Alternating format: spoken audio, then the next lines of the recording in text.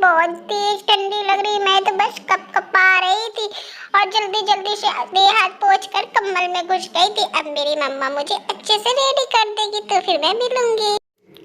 Hello my YouTube family. तो बस अभी सुबह सुबह का टाइम हो रहा था और दिन की बात करें तो आज सैटरडे था। तो बाबू को भी मैंने स्नान करा के इसी तरीके से करके देह हाथ पोंछ कर तेल वगैरह लगा कर तैयार करके फिर स्कूल के लिए पहुंचा कर आई थी। उसके स्कूल 10 बजे की है और उसके स्कूल में भी पढ़ाई नहीं हो रहा है, लेकिन स्पोर्ट्स वाले लोगों के लिए ओपन है और बाबू ने स्पोर्ट्स में पार्टिसिपेट लिया है।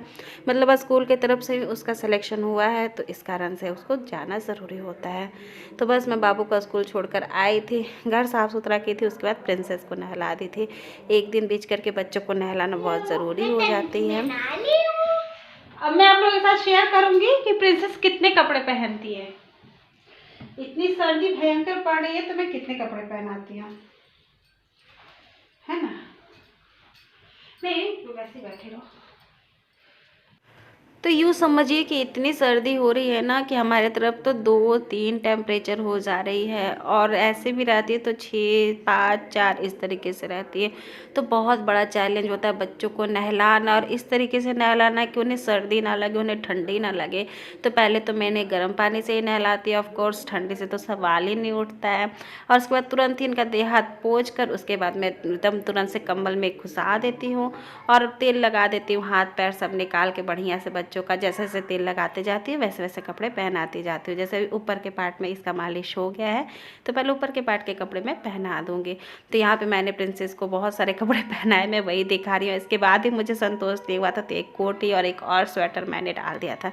क्या कीजिएगा, बच्चों के लिए बहुत ज़्यादा ठंडी हो जा रही। जब हम काँप रहे तो बच्चे के मन में क्या होता होगा।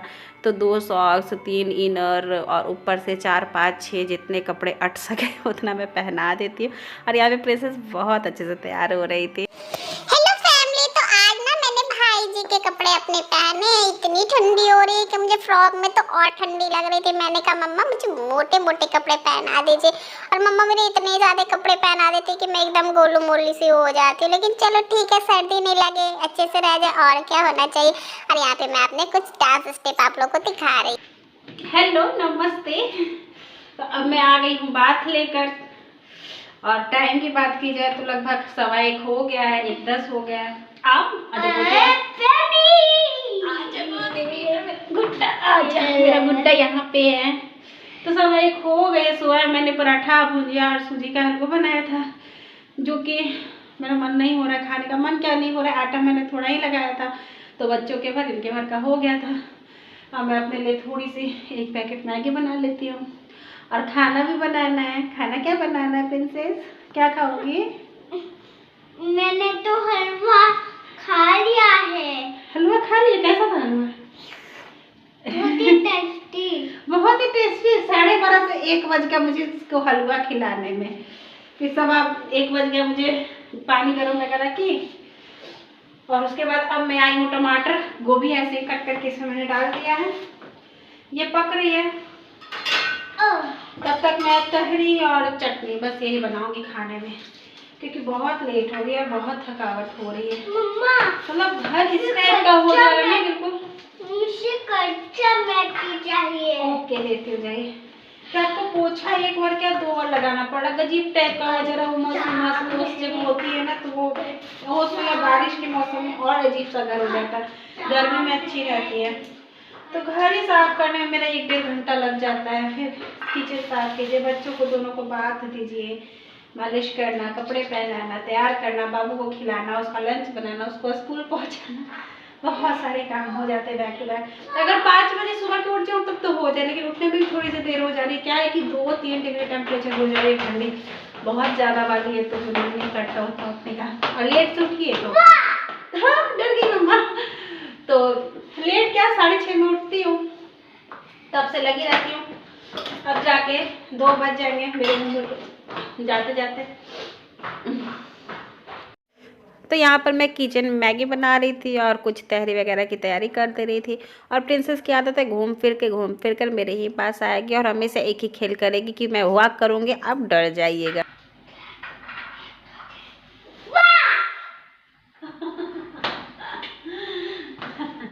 तो ये है मेरी प्लेन मैगी। मैंने गोभी और मटर टमाटर इसी तरीके से कट इसमें कर दिया था।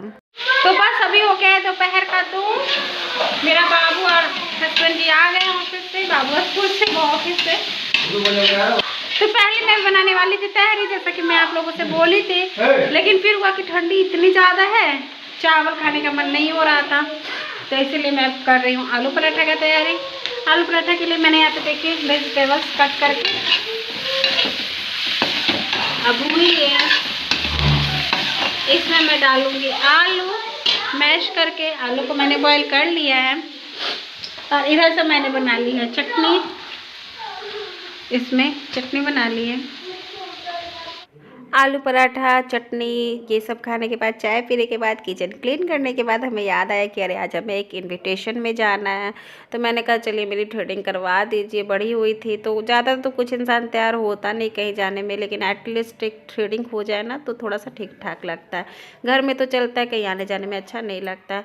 तो बाहर में थी एकदम बहुत ज़्यादा वाली सर्दी, इतनी ठंडी इस टाइम हो रही थी ना, क्या ही बताओ। प्रिंसेस को तो बिल्कुल बीच में मैंने दाब दिया था कि जल्दी से बस पार्लर पहुँच जाऊँ।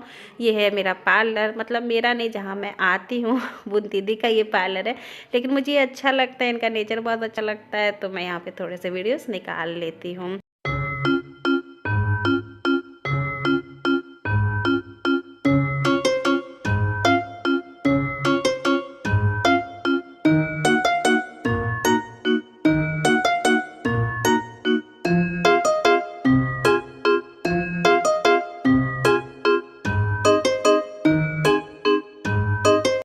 तो बस थ्रेडिंग ही करवाया और फटाक से हम लौट गए, क्योंकि बहुत ज़्यादा सर्दी हो रही थी, कुछ भी करने का मन नहीं हो रहा था। और मार्केट चल रही थी, अच्छी लग रही थी। अब हम पहुंच गए हैं शादी में, शादी नहीं रिसेप्शन पार्टी थी मैरिज हॉल से, तो वहीं पे पहुंच गए। ये मेरी बगल वाली भाभी है, राधिका जी की मम्मी, और जो एक और मेरे बगल में बैठी है ना, वो भी बगल में ही रहती है 2-3 घर छोड़कर, ये भी बिहार की हैं। तो अच्छा लग रहा था, हम तीनों का ही ग्रुप था यहाँ पर। ज़्यादा लोग नहीं थे, बहुत लोग पहले ही आ गए थे मोहल्ले के, हम लोग थोड़े से लेट से गए थे, तो उनसे मिलना उतना नहीं हो पाया था। बाकी दूल्हा दुल्हन स्टेज पर आ गए थे, रौनक लग रही थी, अच्छी लग रही थी।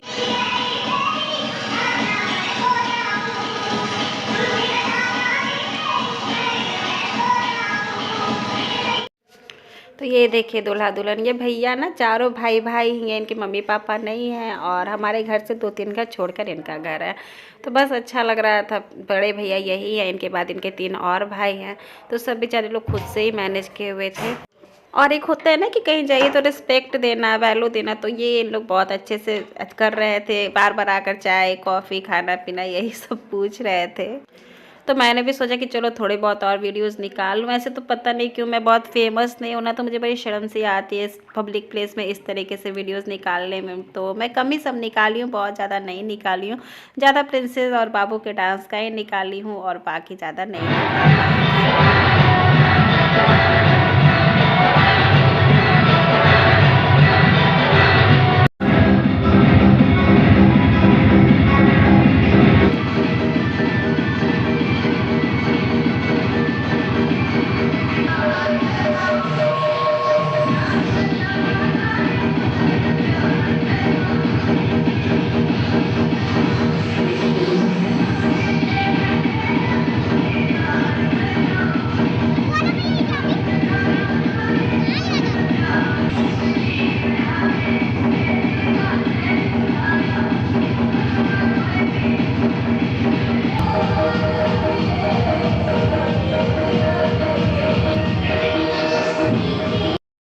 तो बस स्टेज पे दूल्हा दुल्हन से मिलने के बाद हम आ गए थे पेट पूजा करने। तो स्टार्टर में पहले यही सब चीज़ थी, अच्छी थी, बड़ी टेस्टी टेस्टी खाना था। तो ज़्यादा मैंने वीडियोस नहीं लिया, मुझे बड़ी कहीं ना शर्म सी आ रही थी।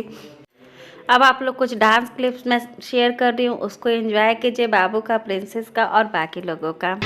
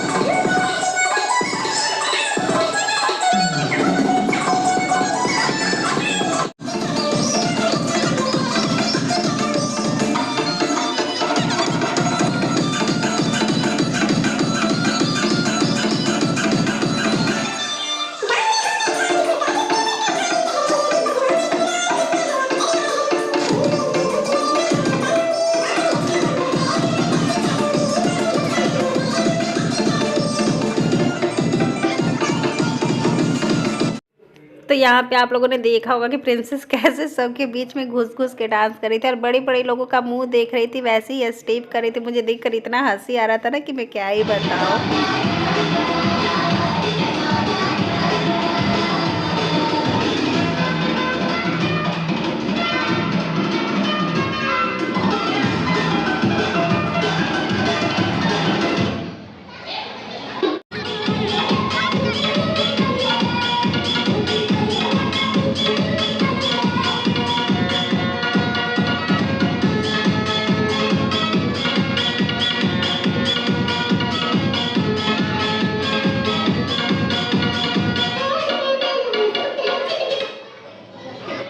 प्रिंसेस का डांस देखते देखते मुझे इन पर नज़र चढ़ा गया। ये ना साइड से होकर डांस कर रही थी, तो मैंने छोटा सा वीडियो इनका भी निकाल लिया था।